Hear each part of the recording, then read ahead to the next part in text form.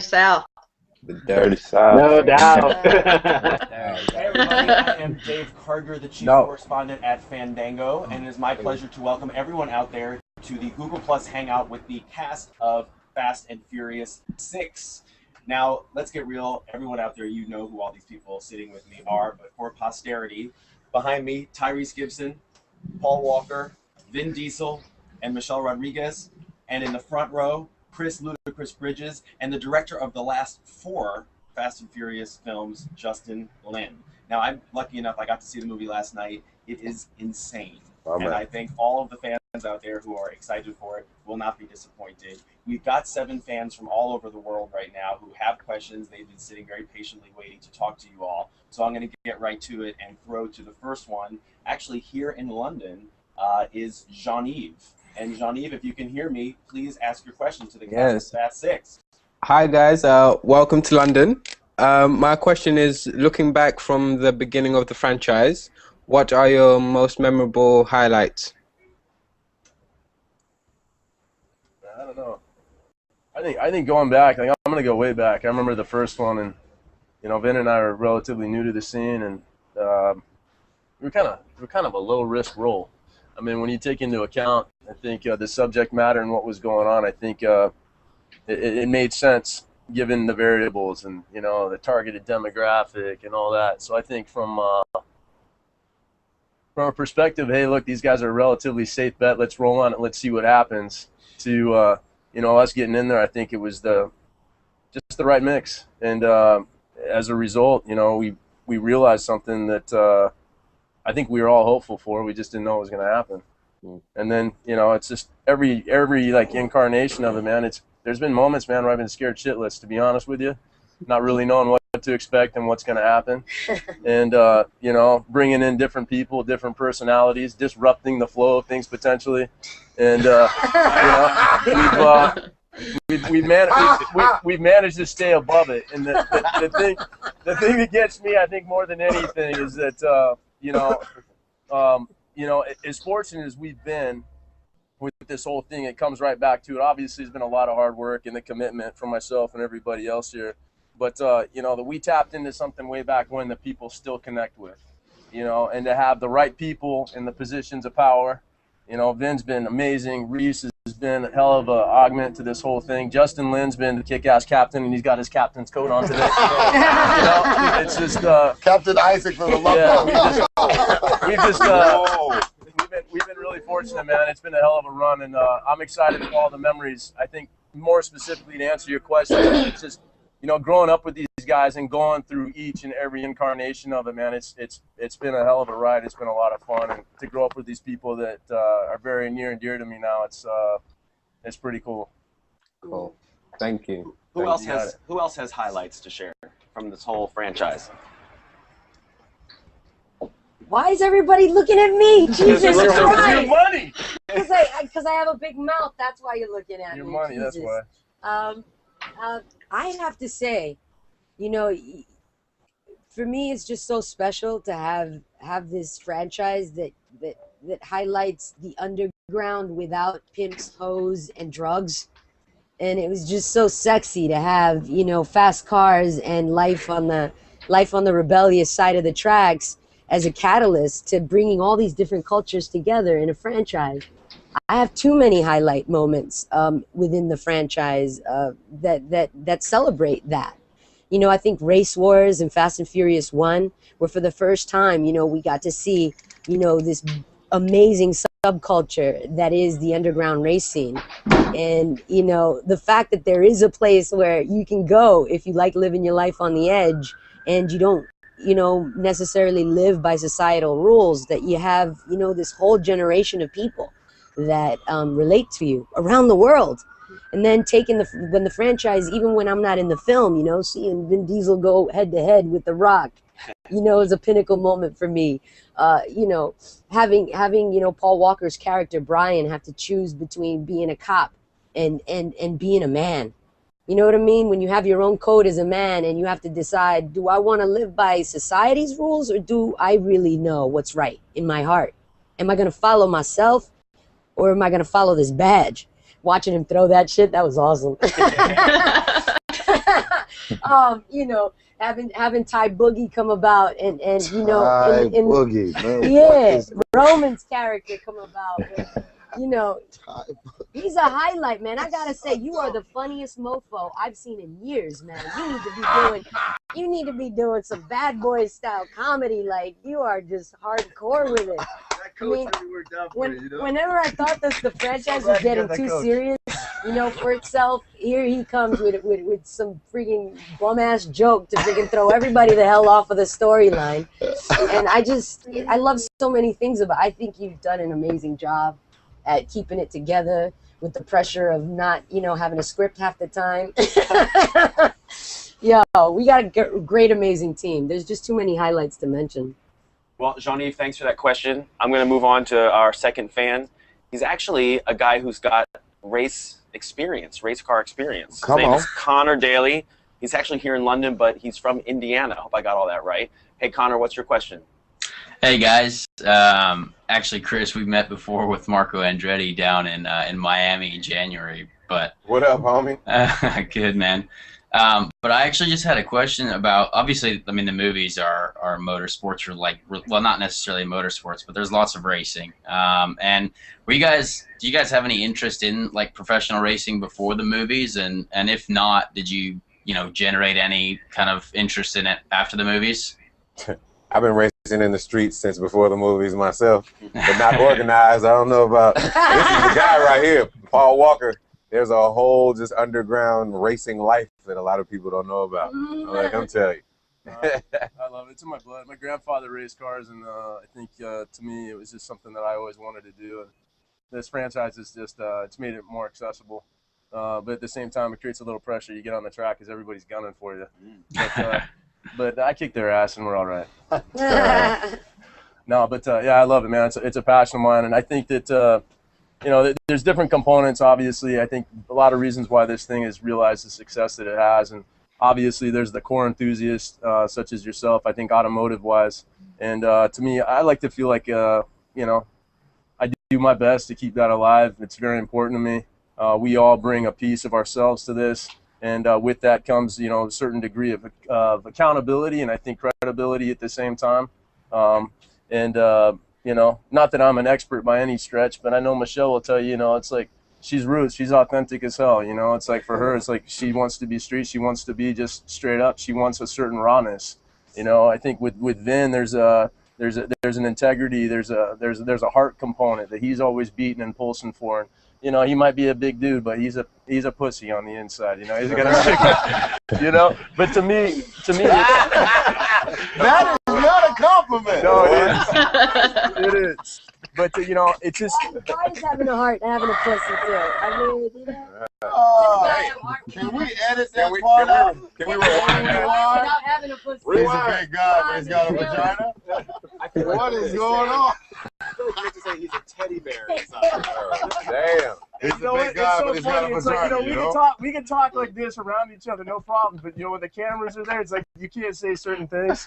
But you know what? We're gonna take them and say them anyway. That didn't work out. He knows where I'm coming from. He knows where I'm coming but he's got a vagina. That didn't work out, Pete. I'll never see the movies the same way. We'll edit that out. We'll edit that out. All right, Conor. Thank you for opening up that line of questioning. And we have Mr. Alfred Crawford, and he's a fan from Ohio. Alfred, hello. What's your question? Hi, how you guys doing today? My question is, where do the producers get all the cars that they film in their movies? They're real nice. I would like to know. What's that? Where do you guys get all the cars? Yeah. Justin Lin made up a car. He created one. That flip car, was that your design? Well, it was Dennis McCarthy, who's the head of a picture car. He's an amazing guy. His passion is in cars, and we've been working on this for 4 movies. And I remember in Tokyo Drift, the mandate was to put a Nissan engine in a Mustang, which was sacrilege. But it took us $250,000, but we did it. And since then, I've been challenging him. And on this one, I felt like, a lot of what we do is we modify cars. These characters modify cars. And with Shaw, the new character, I felt like, well, he was never going to modify a car. He would build one from ground up. That car's crazy. Yeah, and I told Dennis, and he had built a SUV for Mercedes, and he had designed it, and I thought it didn't look quite right. We're in Europe. Why don't we use the F1 as the inspiration? I remember his eyes opened up, and I went to lunch, and I came back, and he faxed me the blueprint, and that was the basis for the flip car. It's super low to the ground, the car that he drives, with that kind of slanted front. Obviously, I'm not a car person because I don't know what I'm talking about, but I was super impressed. It's just the look of it. Yeah, and what's great is that it actually can flip a car. That's you know, when we did it for the first time, nobody thought it was going to work. But for it to actually work practically, that was a dream come true. So if there's any car that remains in one piece at the end of a shoot of one of these movies, where does it then live? I think Neil Moritz gets it. Hey, I bought 2 of the cars off the franchise. I'm very happy. You got a Skyline, right, Paul? No, that was a rumor. I bought that one. But you bought a real Skyline. Yeah. So he drove it in too fast, and then you end up you had it before or after? I had it before. Okay, yeah. Wow. Great question. Chris, you're honorable about it. You buy them, you know? I love it, man. I love it, man. You need to sit Neil down and tell him, hey, bro, there's this thing that's called self-respect. I get a good price on them, so I'm not really tripping, man. But the Louis Vuitton truck in Too Fast, Too Furious, and then I bought one of the trucks that was in the Rock's Convoy in Fast 5, so I'm happy about that, man. That's cool. Nice. I like that Suburban. I think it's dope.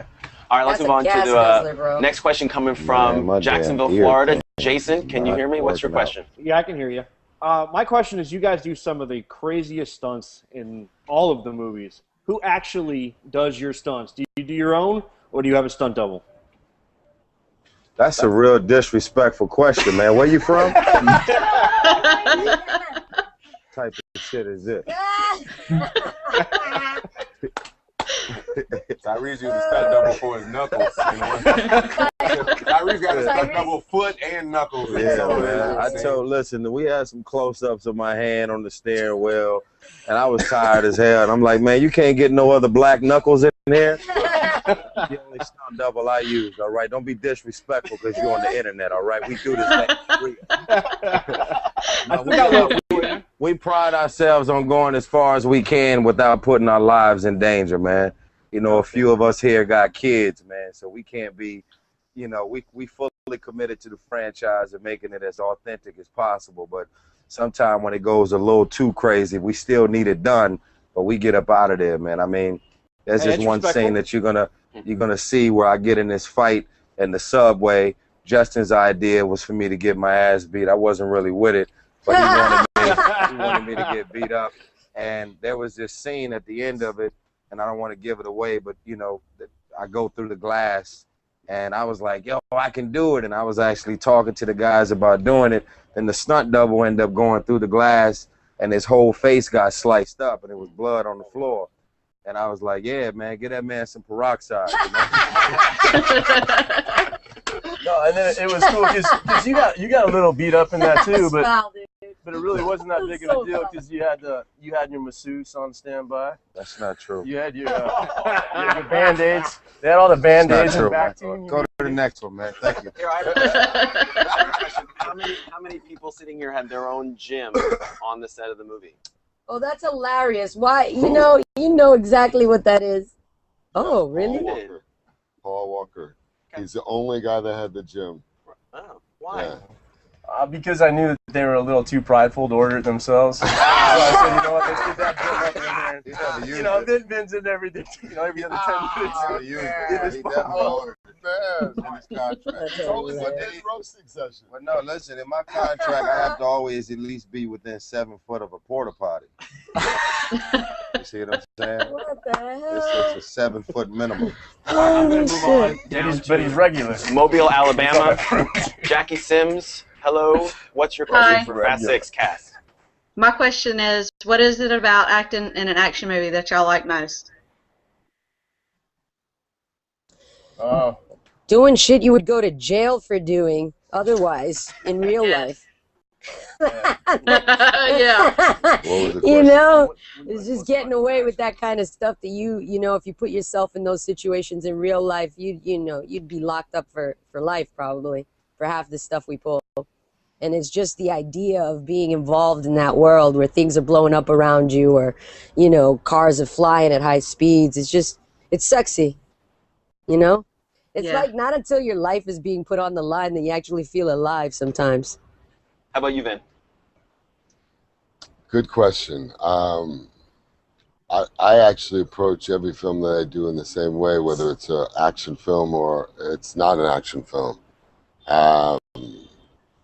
I guess a certain physicality lends itself to action, but I started acting before I reached puberty. I was 7 years old when I started acting, and it wasn't until I became a bouncer in New York, and I would have killed somebody if they would have called me a pussy back in those days. Fuck out of them. It wouldn't matter where I was, but I'm not that person. I'm not that person at all now. I just so we're clear, because we got to be real. Like, I'm not that person, but I do love Paul, so he can do anything because it's really coming from his heart. He's not being funny. He really does. Anyway, But yeah. Think you have a pussy. Anyway, this is getting. And leave the pussy out of it. Leave pussies out of this. Please don't put pussies in this. This is not a pussy call. I don't know how we ended up getting the pussy. Well, whenever we get these guys together. PG-13 movie. Okay, just want to make that good clear thing. to all the Let's fans not out talk there pussy. who can go and see this movie. Because they won't be using this language in the movie. I swear. I'm a pussy tat. You were using the word dick all day. I said putty tat. I said all you have on your mind is dick. Over now. Anyway, That's how you do it. but I mean, this isn't good. This is a Google thing. We're not this. We're not these people. This is what happens. We get really, really, really comfortable. We haven't seen each other, and some of us haven't seen anybody since we've done this movie. And so you'll see certain people try to break the ice and try to make everyone feel comfortable, because it's always awkward when you have 20 people here. Everyone wants to be like, so it's hard to get those right answers out, and to really, it's a bizarre thing to have everybody up here trying to chime in and not really get to any questions that you really want to answer. So it's a new format to do this Google thing. So we're all kind of like, fake, a lot of fucking fake laughing, like the he, who, as we just kind of like get through this, and it's like, that's funny, yeah, that's great, you guys are just really swell, and yeah, but it's good to see the real, that y'all are being real with each other and not, you should fake see shit this at night. I would love to see y'all at night. Okay, X-rated. Listen, I will say this. It is all the love that y'all give and have been given from the beginning that inspires us on the daily to think of every character arc, every nuance, every thought, every idea, every vision to implement, so that we can make the best movie possible. I mean, who the hell wants to wake up early as we do on these movie sets and work on anything that the world isn't anticipating? So we just love y'all and appreciate y'all always showing up.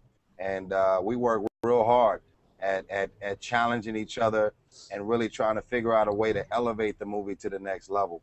And it's just, like I said, it's nothing like feeling like you're really working on something as a unit that everybody is on edge waiting on. And it inspires us on a daily. And I don't think any of us will ever get too familiar with this to where this feels like no big deal, because so many people around the world are waiting on it. So thank y'all in general. Yeah, we take a lot of You are very welcome. He's right. We take a lot of pride. It's for us, we do put our lives on the line together. We do invest our lives into this film and into this saga. We, as a team, have been doing this for 5 years at least together, and we've seen a lot of success together. And we don't have a lot of friends in the industry, really. I don't think any of us has a whole lot of friends in the industry. We rely on the friendships that we created in this saga, and they're real. So you're gonna get, this is nothing. If you give Paul and I keys to a car, the last time we were at a junket in LA, they gave us a car on a rooftop. And once Paul and I started talking shit to each other, they had to shut down the whole press junket. because we were racing cars on the roof. Because we don't think it. We're just like, he is very much like my twin brother. So he's one of the two Pauls. So we go far back, and sometimes we forget that we're even on camera. It's like, yeah, I want to make sure I don't leave some fans out. So we've also got Andrew out there in Michigan. Hello, Andrew. What's your question?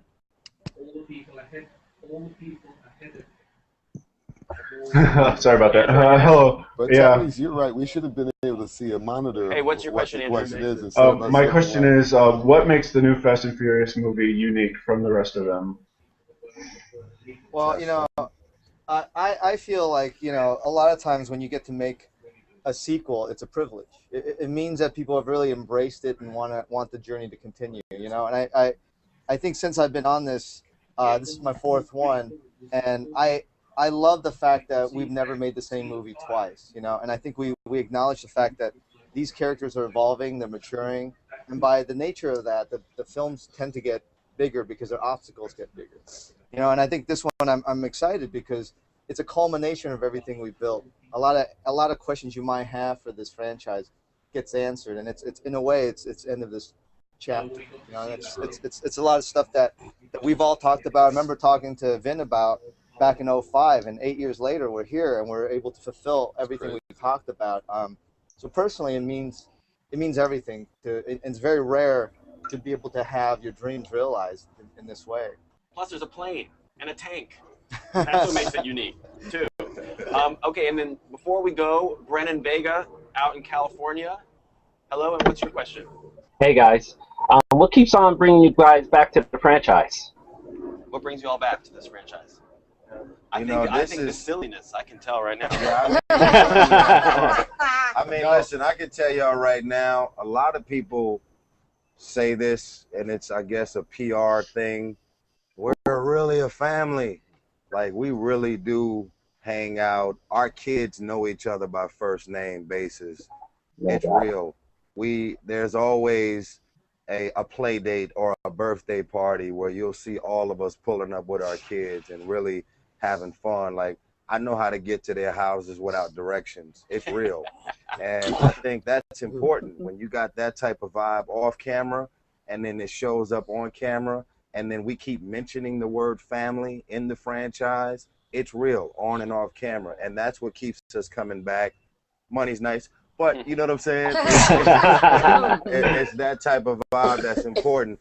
But I want to give some love to Justin as well and to Vin specifically, because what I love is that it doesn't matter how many either new people end up coming to join the family or the existing, everybody has their own individuality. And I think of all things that I would think, I've never directed or produced a film on this level, but I would think that would be very challenging to have this many personalities in one movie, but yet everybody feels like an individual. You know, like their character is not bleeding over. Somebody else is saying your lines and doing what you feel like you're there to do and only you. So I think that's a real compliment to them as producers and filmmakers, that we're able to feel like individuals and we're all shining and having our own moments in the midst of a cast this big.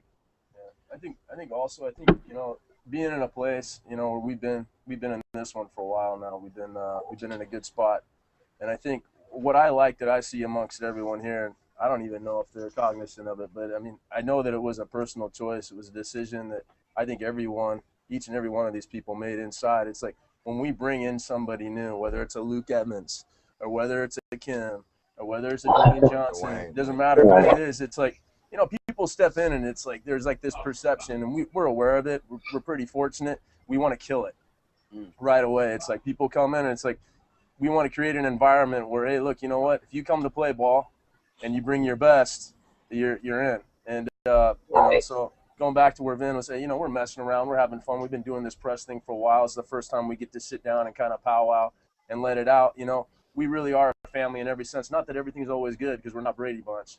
You know, we get on each other. We get on each other's nerves. We irritate each other. I stink sometimes. Tyrese, but you know what I mean? It's one of those things. Today, man. It's really, it's really good to know that you're considering my nostril.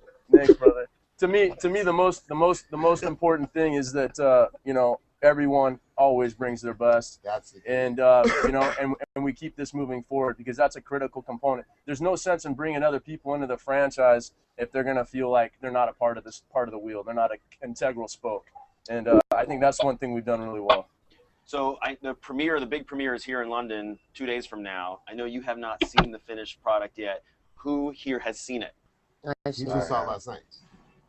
None, and you have, Michelle. Yeah, but, yeah. But the other four, well, you have, Justin, 50,000 times. Justin's never seen it. Right? He hasn't seen it. Justin's the only one that hasn't seen it. I bet you heard it's good. Yeah, but it's great. But it's yeah. Well, guys, thank you so much for your time, Well, and thanks Well, to all Justin, the fans shout out out there. to Justin. He ended up using my stunt double's knuckles in the same. You didn't like them? What happened? They were too ashy It for was you? good. He put some real moisturizer. Yo, you on the really hands. do have a Transformers tattoo on your forearm. That's like Yeah. real. I thought Vin was the vagina. And we should remind people that the movie is out May 24th, just in time for Memorial Day weekend. So enjoy it. Thank you guys for watching. Thanks for being here to you all. Yeah. See y'all later. Bye, y'all. Thank you, guys. Thanks, guys. Thank you guys for being here and being a part of this. And we hope you enjoy the movie because we put our hearts in it. Keep making them. We'll keep watching them. No doubt. Yeah. Spread the word.